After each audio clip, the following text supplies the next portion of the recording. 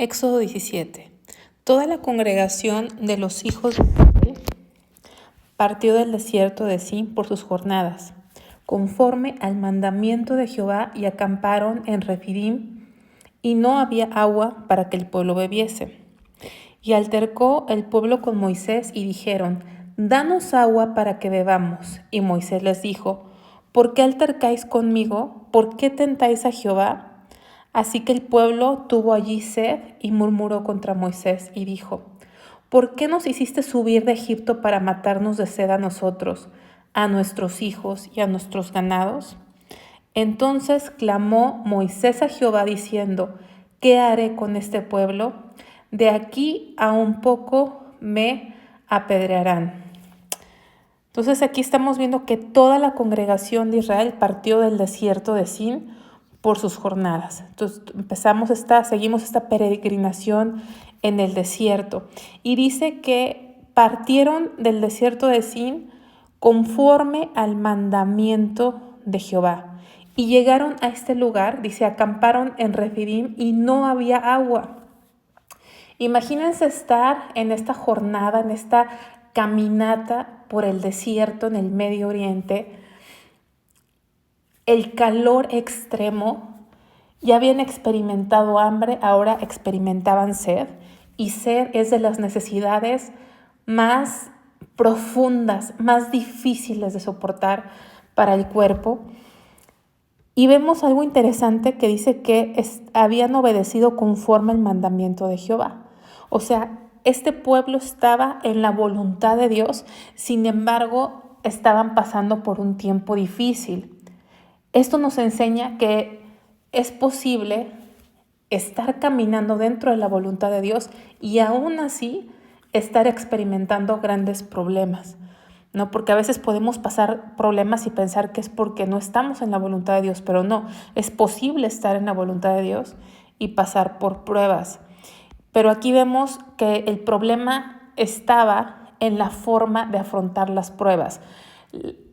Lo malo, el problema del pueblo de Dios era la forma de soportar la aflicción. En lugar de acudir a Dios con humildad, a suplicarle su dirección, su misericordia, para que les dirigiera qué hacer en esa situación, porque definitivamente el problema que tenían era un problema real, era un problema difícil, era preocupante. Pero en lugar de ir a Dios para dirección, para que les ayudara, para que les hiciera misericordia, vemos que se enojan y se van en contra de Moisés, ¿no? La forma en que lo piden. Y muchas veces es la forma en que queremos resolver los problemas. Tenemos un problema real, pero en lugar de ir a Dios, siempre nuestra carne, nuestra vieja naturaleza trata de buscar a quién culpar, a quién responsabilizar de la situación en la que estamos, en lugar de humillarnos delante de Dios. Y estaban tan enojados que Moisés fue a Dios y le dijo: me van a apedrear, o sea, a ese grado de molestia, de violencia. Y Moisés les dijo: ¿por qué altercáis conmigo? ¿Por qué tentáis a Jehová? Les está haciendo ver que Él está enfrente, pero realmente el que los llamó, el que realmente los está liderando no es Moisés, es Dios mismo, es Dios mismo. Y ellos murmuraron y entonces dijo: ¿para qué nos hiciste subir de Egipto? Nos vas a matar de sed a todos. Y vemos aquí cómo Dios había tratado con el corazón de Moisés, que no reaccionó en contra del pueblo, sino con gran mansedumbre y paciencia clamó a Dios y dijo: ¿qué haré con este pueblo? Y es lo que tenemos que hacer cuando estemos en problemas, y es lo que los líderes tienen que hacer cuando estén en situaciones tan críticas. No reaccionar, sino ir a Dios, clamar a Dios. Y esto fue correcto de parte de Moisés. Dice: Jehová dijo a Moisés: pasa delante del pueblo y toma contigo de los ancianos de Israel, y toma también en tu mano tu vara con que golpeaste el río, y ve. Entonces aquí vemos cómo Dios confirma ese llamamiento a Moisés, porque le dijo: pasa delante del pueblo y que los ancianos vayan contigo para que ellos sean testigos de que yo estoy contigo, que sean testigos del milagro que voy a hacer. Y toma tu vara con que golpeaste el río y ve. ¿No? Entonces esta vara no era una vara mágica, era una simple vara, pero cuando Dios se mueve en los instrumentos que Él quiere, pues Dios se manifiesta. Y le dice, toma tu vara con que golpeaste el río y ve. Entonces, Dios está trayendo a Moisés a que use esa misma vara con que Dios ya había hecho grandes milagros. Y eso nos puede enseñar que en momentos difíciles, en momentos de crisis, debemos recordar, porque esa vara le recordaba, ¿te acuerdas? Agarra la vara con la que golpeaste el río, yo lo abrí. Toma la vara con la que hiciste esto, yo hice esto. O sea, Dios quiere que recordemos en los momentos difíciles todas las veces que nos ha sacado adelante, todas las veces que milagrosamente Él nos ha ayudado. Y cuando estemos pasando por dificultades, recordar y hacer memoria que Dios ha sido fiel. Dice aquí, yo estaré delante de ti allí sobre la peña de Oreb, y golpearás la peña y saldrán de ella aguas y beberá el pueblo. Y Moisés lo hizo así en presencia de los ancianos. Y llamó el nombre de aquel lugar Masá y Meriba por la rencilla de los hijos de Israel, porque tentaron a Jehová diciendo, ¿está pues Jehová entre nosotros o no? ¿No? Dios no le agradó porque tentaron a Jehová. Es como decir, a ver, Dios, sí estás, sí existes, sí estás con nosotros como tú lo prometiste. ¿Estás o no estás? No, esa incredulidad pues no es agradable a Dios, y por eso dice que se llamó Masá, que significa prueba, o porque tentaron a Dios cuestionándole si realmente estaba con ellos, y Meriba por el altercado, la rencilla, la forma en que trataron de culpar a Moisés. Pero algo que podemos aprender, porque esto tiene mucha enseñanza, mucho significado, acerca de esta roca, porque esta roca nos habla de Cristo. Recordemos que toda la Biblia habla de Cristo, que el personaje central y principal es Cristo. Cristo el Redentor, es la historia de redención, pero en todo vemos a Cristo. Entonces, esta roca nos habla de él. Vamos a 1 Corintios 10:4.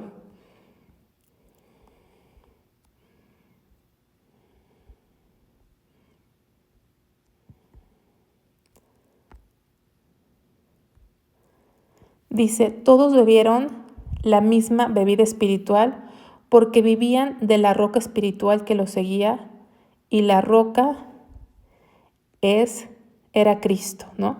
Entonces, la bebida espiritual, porque vivían de la roca espiritual que los seguía. La roca era Cristo.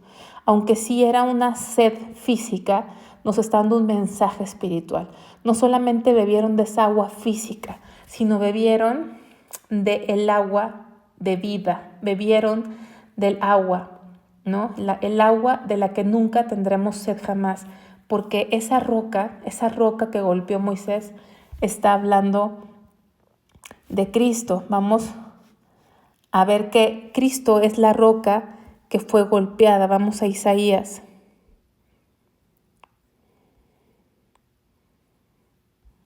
¿Dónde está Isaías? Acá. Isaías 53, 4. Dice, ciertamente llevó él nuestras enfermedades y sufrió nuestros dolores, y nosotros la tuvimos por azotado, por herido de Dios y abatido. Entonces, esa roca golpeada es Cristo. Sí, aquí dice que la tuvimos por azotado, por herido de Dios. O sea, él fue la roca que fue golpeada, fue herida por nuestros pecados. ¿Cómo? Pues cuando murió en la cruz del Calvario. ¿Por qué Él murió en la cruz del Calvario? Es que nosotros tenemos vida en abundante. Vamos a ver un ejemplo en Juan 7.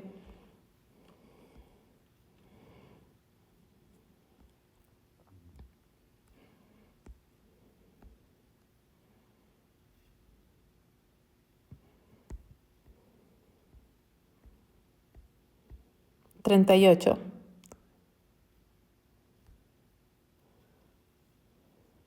Vamos desde el 37, dice, el último día y gran día de la fiesta, o sea, de la fiesta de los tabernáculos, que esta es una fiesta que posteriormente se estableció y el pueblo de Israel lo celebraba. Dice que en el último y gran día de la fiesta había un ciclo de fiestas en el calendario anual de los israelitas. Cada fiesta fue establecida por Dios y eso viene más adelante en la Biblia, ¿no? Pero la última fiesta, la que cerraba ese ciclo de fiestas, era la fiesta del tabernáculo. Y nos habla que era la última fiesta, y no nada más la última fiesta, sino el último gran día. O sea, era el cierre, ¿no? Con broche de oro. Era como la culminación de todas las fiestas. El último día.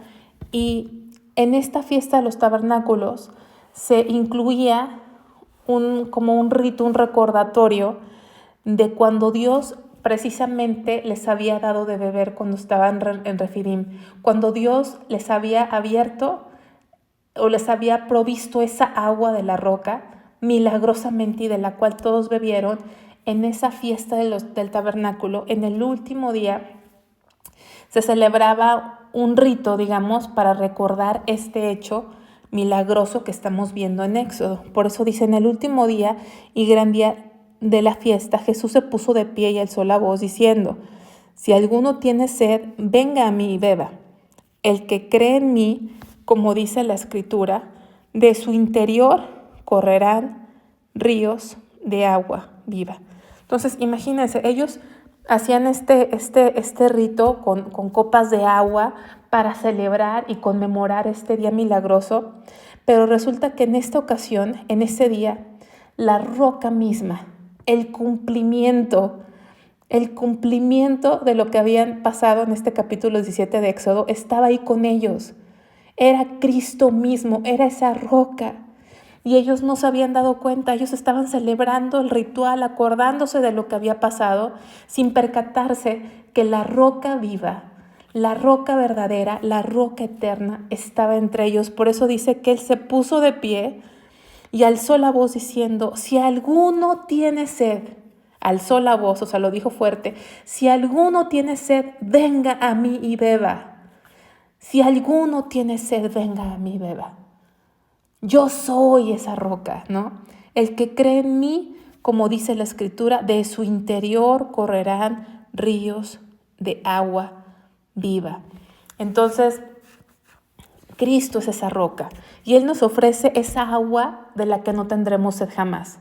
¿Por qué? Porque el mundo nos ofrece una agua que no sirve. ¿Cuál es el agua del mundo? Pues los placeres, el éxito, el pecado, ¿sí? Todas las cosas terrenales que no sacian, que no nos llenan. Tienes una cosa, ya quieres otra cosa.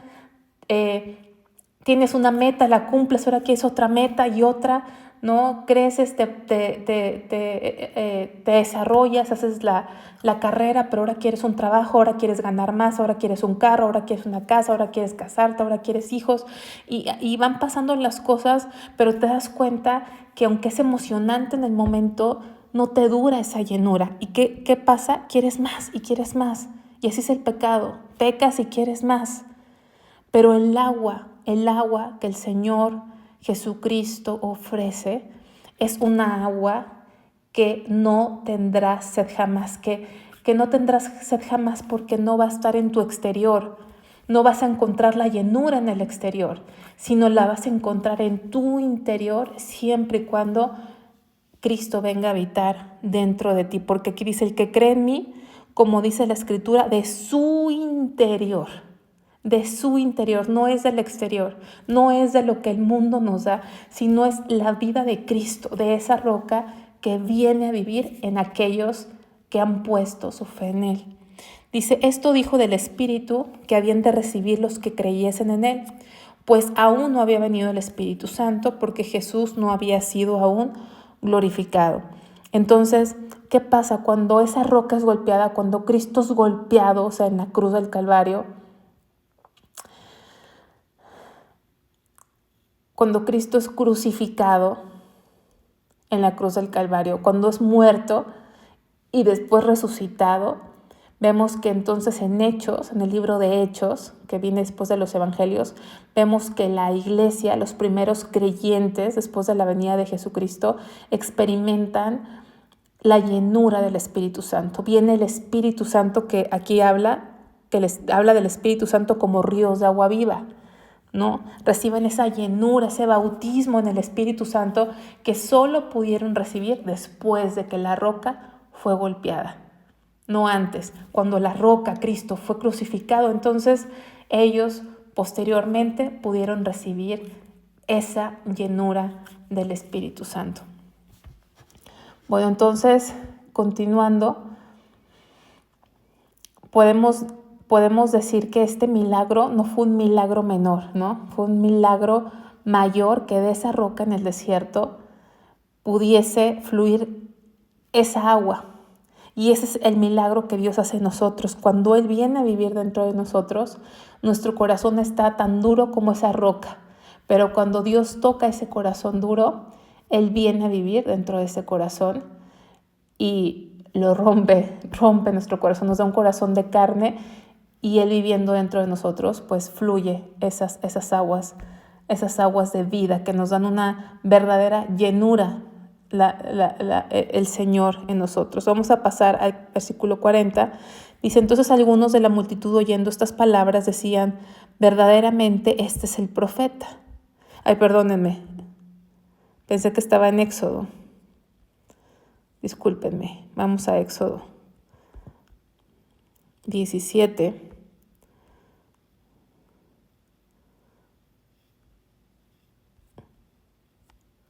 Éxodo 17.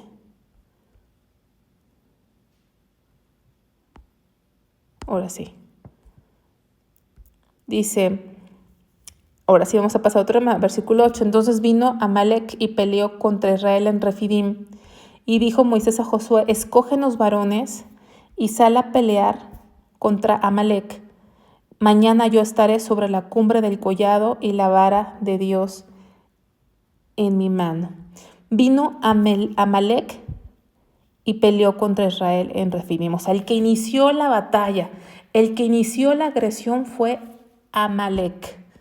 Entonces, estamos viendo y sabemos que Amalec era un descendiente de Esaú. Vamos a recordar aquí de dónde viene esta nación de Amalec. Génesis 36. 12.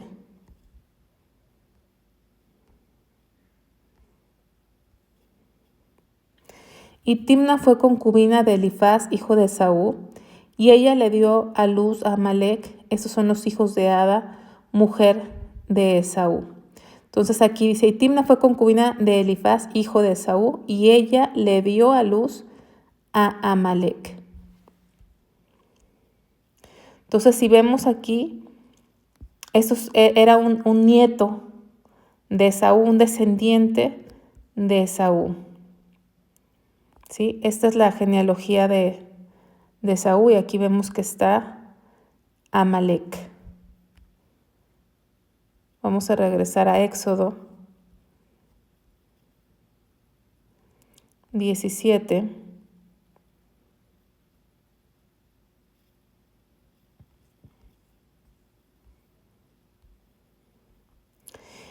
Entonces vino esta nación a pelear contra Israel totalmente imprudentemente, realmente no sabían, no calculaban con quién se estaban metiendo, o sea, imprudentemente, malévolamente. Dice, y dijo Moisés a Josué, aquí es la primera mención de Josué.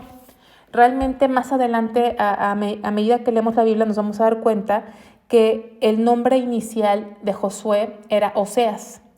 Aquí, para este momento se llamaba Oseas, pero aquí nos está poniendo, ya lo está mencionando, porque se escribió después, pues los sucesos se escribieron después, lo llama Josué. Pero inicialmente su nombre es Oseas. Ahora, Josué es, la traducción griega de Josué es Jesús. Es Jesús, o sea, significa salvación o el Salvador. Josué también, al igual que Moisés, Josué es un tipo de Cristo. Y entonces aquí es la primera vez que se menciona a Josué, que va a llegar a ser pues el líder que Dios escogió para introducir finalmente a la nación de Israel a la tierra prometida. Pero esa es la primera mención de Josué. Dice, escógenos varones. O sea, era como el jefe militar, o sea, llegó a ser el jefe del ejército. Aquí funge como el jefe del ejército de Israel, cuando todavía no era un ejército realmente, ¿no? Pero así es como empieza su papel. ¿Por qué? Porque eran esclavos que apenas acababan de salir de la esclavitud, pero ahora les tocó una guerra que ellos no escogieron. Dice, escógenos varones y sal a pelear contra Amalec. Mañana yo estaré sobre la cumbre del collado y la vara de Dios en mi mano. E hizo Josué como le dijo Moisés, peleando contra Amalec. Moisés y Aarón y Hur. Algunos dicen que Hur era esposo de María, o sea, era cuñado de Moisés y Aarón, pero no sabemos realmente. Dice que subieron a la cumbre del collado. Y sucedía que cuando alzaba Moisés su mano, Israel prevalecía, mas cuando él bajaba su mano, prevalecía Amalec. Y las manos de Moisés se cansaban, por lo que tomaron una piedra y la pusieron debajo de él y se sentó sobre ella. Y Aarón y Hur sostenían sus manos, el uno de un lado y el otro de otro. Así hubo en sus manos firmeza hasta que se puso el sol. Y Josué deshizo a Amalec y a su pueblo a filo de espada. Entonces vemos aquí esta guerra en la que Amalec se atrevió a salir al encuentro del pueblo de Israel, y Moisés le pide a Josué que escoja varones mientras él va a pelear, digamos que en el campo de batalla. Moisés, como el escogido de Dios, iba a subir al monte e iba con él a Aarón y Hur, ¿sí? Subieron a ese collado. Y cuando Moisés dice, alzaba su mano, Israel prevalecía, mas cuando él la bajaba, prevalecía Amalec. Y entonces como Moisés se cansaba, tuvieron que poner una piedra y dice, y la pusieron debajo de él y se sentó sobre ella, porque estaba de pie, pero tuvo que sentarse. Y también sus manos, alzaba sus manos, pero se cansaba, así que Hur y Aarón sostenían sus manos, porque cuando él bajaba sus manos, entonces la batalla la iba ganando Amalec, pero tenía que tener las manos en alto y para poder prevalecer. Y esta es una gran enseñanza acerca de la necesidad de orar, ¿sí? La necesidad de la oración es vital. Podemos hacer cosas, salir a la guerra, ejecutar, que también es necesario, ¿no? O sea, aquí vemos las dos partes. Hay que orar, pero también hay que actuar. Hay que hacer, hay que usar los medios que Dios nos ha dado. Pero entender que sin oración no hay poder. Sin oración no vamos a prevalecer, porque todas las batallas, aunque parezcan humanas, toda tiene su origen espiritual. La única forma de ganar las batallas es a través de la oración. Aquí lo estamos viendo. Por mucho que pelearan y le echaran ganas y tuvieran la mejor estrategia, si bajaba sus manos, Moisés perdían. Entonces es tan importante la oración. Y algo interesante es que vemos cómo Moisés había aprendido la importancia de la oración, porque en Éxodo capítulo 2, él quería resolver las cosas a su manera y en sus fuerzas y terminó matando a un egipcio. Pero ahora sabía que las cosas se resuelven en oración. Y vemos que orar no es fácil, porque no nos habla que se cansaba Josué, que probablemente sí se cansaba, ¿no? Era una guerra. Pero aquí el indicador, el enfoque, lo que nos están diciendo es que orar no es fácil, es tarea difícil. Estar con los brazos podría parecer fácil, pero es un trabajo espiritual. Orar no es fácil, es una batalla, es una lucha. No es fácil y tenemos que orar unos por otros, tenemos que sostenernos unos a otros en oración. Es muy importante como pueblo estar orando, como creyentes estar orando unos por otros, y especialmente orar por aquellos que nos presiden, que están en el servicio de Dios. Orar es una forma de levantarle las manos. El pueblo, cuando veía a Moisés con sus manos alzadas, no solamente se inspiraban, pero realmente a quien estaban viendo era Cristo, porque ustedes imagínense a Moisés con sus dos brazos levantados ¿A quién estaba simbolizando? ¿A qué referencia? A Cristo. Cristo en la cruz del Calvario. A final de cuentas, la obra de Cristo es la que nos da la victoria. Lo que Cristo hizo en la cruz. Entonces, aunque estaban viendo al líder que Dios había escogido, más allá de eso, sabían que su victoria era por la obra de Cristo en la cruz. Pero eso no quiere decir que no vamos a hacer nada. Tenemos que orar. Aunque sabemos que Dios tiene un plan y que a final de cuentas Él hace lo que Él quiere y que nuestra mente, al ser finita, a veces nos cuesta mucho trabajo conciliar o embonar los planes de Dios con nuestra oración, cómo se engrana la oración con los planes de Dios. A veces no lo entendemos, pero no nos toca entenderlo. Nos toca orar. Nos toca orar. Y creo que la falta de oración es, en todos los que somos creyentes, es algo lamentable porque queremos avanzar el reino o ganar la batalla en nuestras fuerzas y no se va a poder. No se puede, se necesita forzosamente la oración. Y también no podemos irnos al extremo de orar y no actuar. Tiene que ser la oración usando la vara, ejecutando, peleando, avanzando, pero al final de cuentas sabemos que ni la oración ni la ejecución tendrían éxito si no fuera por Dios, que es verdaderamente el que hace las cosas, pero Él nos usa y usa lo que Él nos ha dado para su gloria. Pero a final de cuentas, si Él no hace las cosas, pues nada sucedería. Es Él el que hace las cosas. Entonces, vamos a recordar, ¿no?, lo que acabo de decir, que esa figura de Moisés en ese collado con sus brazos levantados es una figura de Cristo sufriendo por la humanidad y obteniendo la completa victoria sobre el pecado y sobre Satanás. Ahora vamos a seguir aquí. Dice: Jehová dijo a Moisés, y Josué deshizo a Amalec. Aquí vemos la victoria final. Y Josué deshizo a Amalec y a su pueblo a filo de espada. Fíjense algo interesante. Este pueblo era un pueblo de esclavos, no estaban preparados para la guerra, pero ven cómo Dios los está llevando, poco a poco, los está creciendo, porque vimos que Éxodo para ellos fue el nacimiento de una nación, fue el nacimiento del primogénito, ¿no?, como de la nación de Israel, de este pueblo de Dios. Y si ustedes se acuerdan, al principio Dios los llevó por otro camino cuando salieron de Egipto porque no eran aptos para la guerra. Vamos a Éxodo 13 a recordarlo. Versículo 17.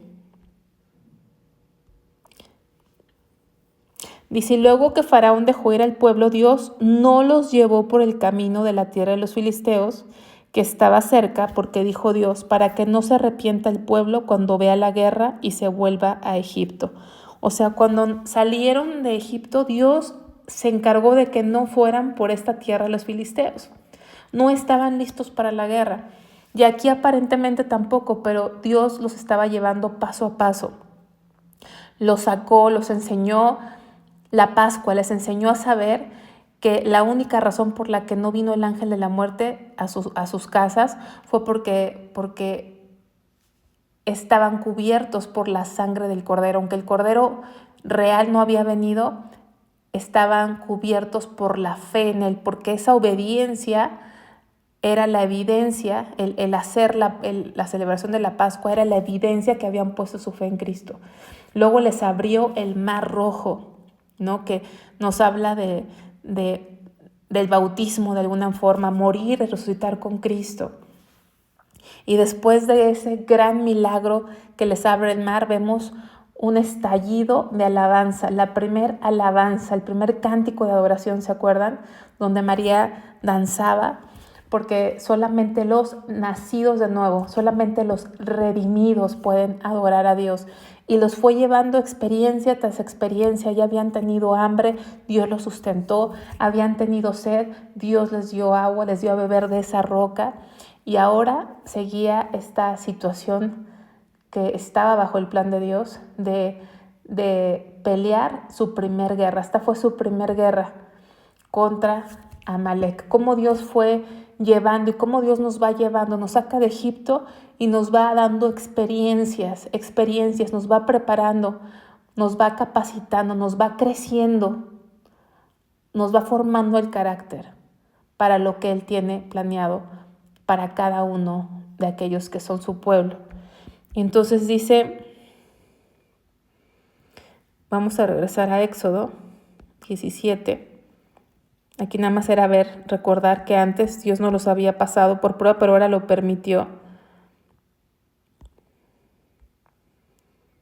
Dice, y Jehová, versículo 14, dijo a Moisés, escribe esto para memoria en un libro y di a Josué que raeré de todo la memoria de Amalek de debajo del cielo.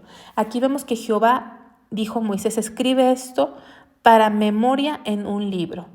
Sí, Moisés fue el escritor de los primeros 5 libros de la Biblia, pero él escribió inspirado por Dios. Hay mucha gente que se atreve a decir que todavía no existe la escritura. No es cierto. Para cuando Moisés escribió ya había evidencia de mínimo 1500 años de escritura. Si alguien que dice eso está en la ignorancia, porque hay bastante evidencia que la escritura ya había, la arqueología nos muestra que ya había evidencia de hallazgos de la escritura 1500 años antes que esto. Entonces Moisés escribió, aquí dice, pero inspirado por el Espíritu Santo. Esta no es palabra de un hombre, es palabra de Dios. Y aquí le dio esa instrucción Jehová a Moisés. ¿Para qué? Para memoria, ¿no? No para dejar, no se podía quedar en la memoria porque nosotros somos olvidadizos. Tenía que escribirse para que todas las generaciones supieran los milagros de Dios. Y a nosotros ahora, en nuestra generación, el leer estos milagros, la provisión de Dios y cómo todo apunta a Cristo, eso fortalece nuestra fe. Porque la fe debe estar basada en la palabra de Dios. La verdadera fe tiene su origen en la palabra de Dios. Y entonces dice que iba a quitar a Amalek debajo del cielo. Moisés edificó un altar y llamó su nombre Jehová Nisi. A final de cuentas vemos que Moisés le da la gloria a Dios de esa victoria. No es a Josué, no es a él, no es a Aarón, no es a Hur, sino es a Jehová Nisi, que significa Jehová es mi bandera, Jehová es mi estandarte. O sea, Jehová es el que pelea la guerra por mí. No vengo en mi nombre, sino vengo en el nombre de Jehová. Jehová es mi estandarte. Y dice aquí, y dijo, por cuanto la mano de Amalek se levantó contra el trono de Jehová, Jehová tendrá guerra con Amalek de generación en generación. Bueno, entonces Amalek es un tipo de la carne. ¿Qué es la carne? La carne es nuestra vieja naturaleza, o sea, nuestra carne es la parte de nuestra alma que no quiere obedecer a Dios. Esa es nuestra carne, así lo tipifica la palabra de Dios. ¿Y por qué? Porque cuando salió el pueblo de Egipto, vemos que Amalek fue la primera nación en hacerle guerra a Israel. Fueron los primeros. Y cuando venimos el conocimiento de Dios, lo primero que se interpone en nuestro caminar con Dios es nuestra carne. Así como Amalek fue la primera nación que se interpuso en la jornada del pueblo de Dios, Amalek. Y aquí vemos, dice, por cuanto la mano de Amalek se levantó contra el trono de Jehová. O sea, es interesante que no dice la mano de Amalek se levantó contra Israel. Dice, la mano de Amalek se levantó contra el trono de Jehová. El trono nos habla de gobierno, de reino. ¿Quién gobierna? El que toma las decisiones. ¿Quién gobierna en tu casa? No, pues mi esposa, ¿no? Mi esposo, mis hijos, la suegra. Pero ¿quién gobierna nuestra casa? ¿Quién gobierna nuestra vida? ¿Quién está en el trono de nuestra vida? ¿Quién está en el trono de mi vida? Debería estar Dios. Debería ser el rey de mi vida. Debería ser el que gobierne mi vida. Pero a veces en ese trono se pone nuestra carne, o sea, nuestro yo, nuestra voluntad, nuestro sentido común, nuestros deseos. Es el que se quiere poner en ese trono. Por eso Amalek es tipo de la carne. ¿Por qué? Porque cuando comenzamos nuestro caminar a Dios es el primero que sale en contra. Y es el que quiere ponerse en el trono de nuestra vida. En lugar de que lo ocupe Dios, se pone en el trono. Y este Amalek, vamos a ver que hay más historia en el futuro con el rey Saúl, porque la palabra de Dios nos enseña que Dios quería erradicarlo, mandó erradicarlo y exterminar a Amalek de la faz de la tierra. Entonces Dios nos enseña que tenemos que hacer morir nuestra carne, que nuestro viejo hombre tiene que morir. Entonces este Amalek, que va a seguir haciendo historia en la Biblia, es un tipo del yo, es un tipo de la carne.